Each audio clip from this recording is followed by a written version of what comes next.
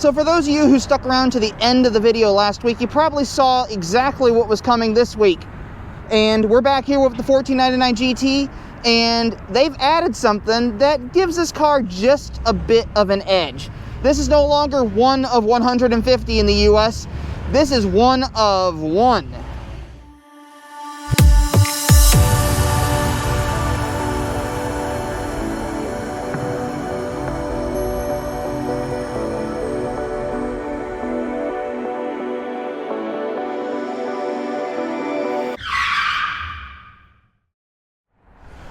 So yeah, if you just saw that, you know exactly what we just did with this car. Your eyes are not playing tricks on you. That is a John Cooper Works Pro rear diffuser, and that is a John Cooper Works exhaust. Now, how the heck did this happen?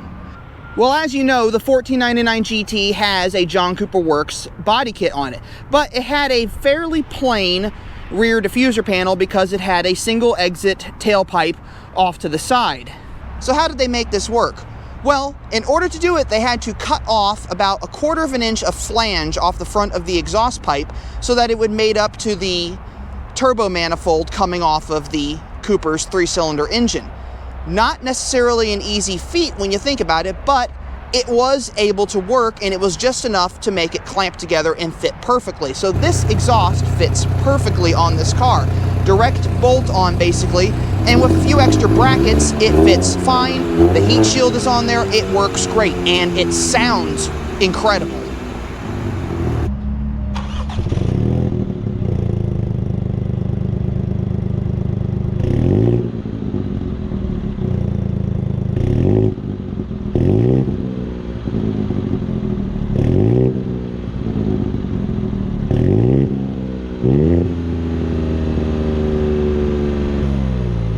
I wasn't kidding, was I? It sounds phenomenal, and it looks really good. Now, all this car needs now to complete the look would be the Pro splitters on the front, but those aren't that expensive, and if you bought this car, you could do that, and it is just great. Now, what I'm going to do with you all here is we're going to take this car out for a drive, because I didn't do it last time because it was snowing and raining and all the other crazy stuff, but I'm not going to mic the exhaust, but I do want to get an idea of what it's like to drive this car, especially with the new digital dash and all the other stuff that's been changed. This thing even has navigation in it now, which is great. But it's also a Cooper with a manual gearbox, and you don't get many of those that often. So,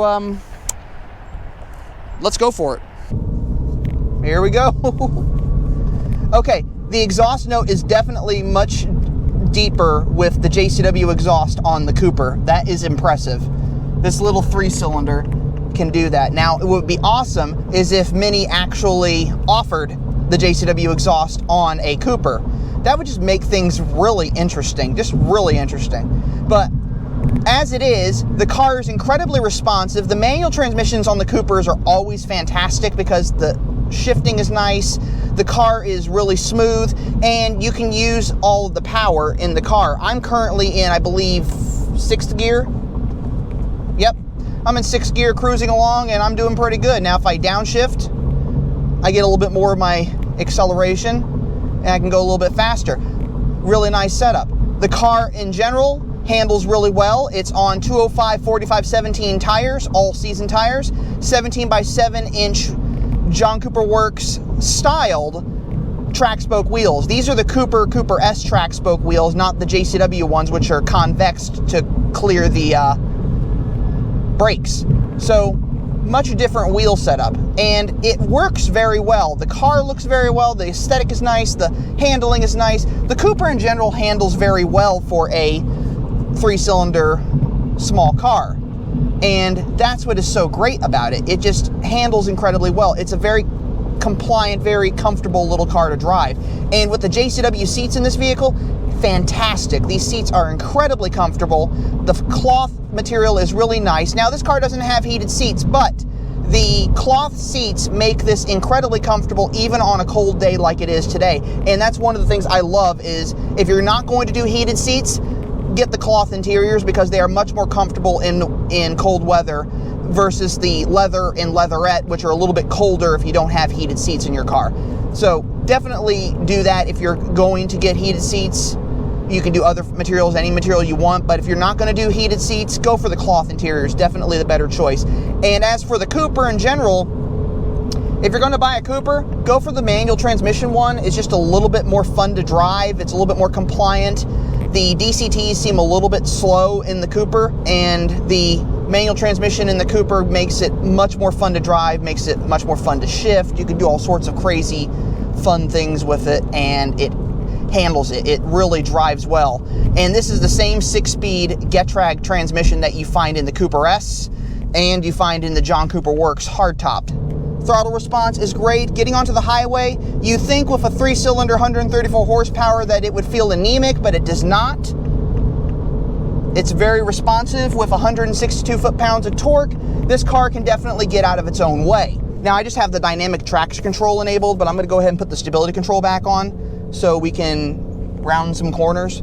And the dynamic stability control in the Mini is phenomenal. It's a great system, really handles the car well, really helps it with cornering, it helps it with performance. It's just a great system. Now, what's cool about this car is that it would make a fantastic little track car for the weekends just because of the way it's set up.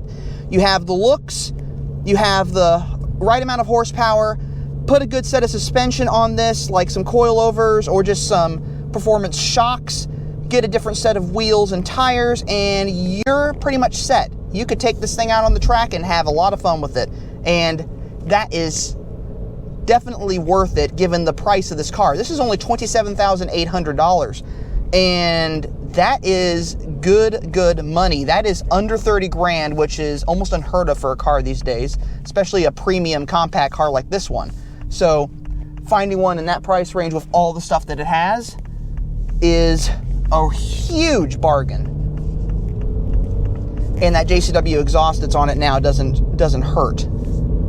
It just makes it more fun to drive. You get a nice grumble out of the back of the car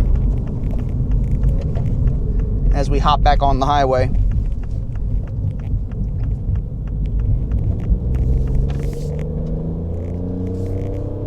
It almost sounds like a JCW now with that exhaust on it.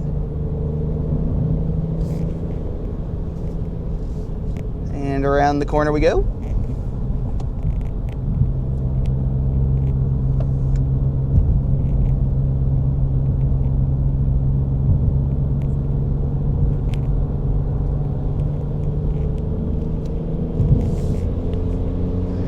I wish I could own it. This car puts a grin on my face more so than any other Cooper that I've driven. Cooper S's, they'll always put a grin on your face. John Cooper Works, you'll be grinning like an idiot. But this Cooper makes you grin just somewhere between Cooper and Cooper S. It's kind of a happy medium, if you will. Happy median, if you will. It's something. There's something about this car that makes it interesting. And I wish I could figure out what it was. But I think I'm going to just have to let you all decide what you think of this vehicle. Because I like it. I really do like it. But there's something about it that makes it special. Maybe it's the fact that it's one of 150. Maybe it's the fact that it's only one of 30 in the US with a manual transmission. Or maybe it's the fact that it is the only one in the US with a John Cooper Works exhaust on it. All right, so overall impressions on this vehicle, I think it's great. I think it looks good. It looks the part, it sounds the part, and despite having a Cooper suspension, it even drives the part. Now, you could easily customize this to your taste. You can add other accessories that are dealer installed. You can even do aftermarket. There are lots of things that you can do with a Cooper. You can even chip tune this thing if you really want to. But there's just so much potential for this car, and right now, out of the box, it's a fantastic little Mini. And like I said, it's under 30 grand. You can't beat that. Now, who wants to buy this? Because if you don't buy it, well, I might have to do it myself. Anyway, I hope you enjoyed this video. If you did, leave a like below. Don't forget to comment. If you want to see more on Mini Cooper hardtops, check out my playlist at the end of this video. And if you're interested in buying this car, it's at Baron Mini. It's for sale. It's a good price. You could buy it, you could lease it, you could do whatever the heck you want with it. have fun with it, basically. So, as always, before I let you go, I'm just going to remind you that life is too short to drive a boring car. So, drive a Mini? Yeah? Drive a Mini, yep. I'll see you all in the next video. Now let me ask you this before I end this video. Would you drive that one? Or would you drive that one?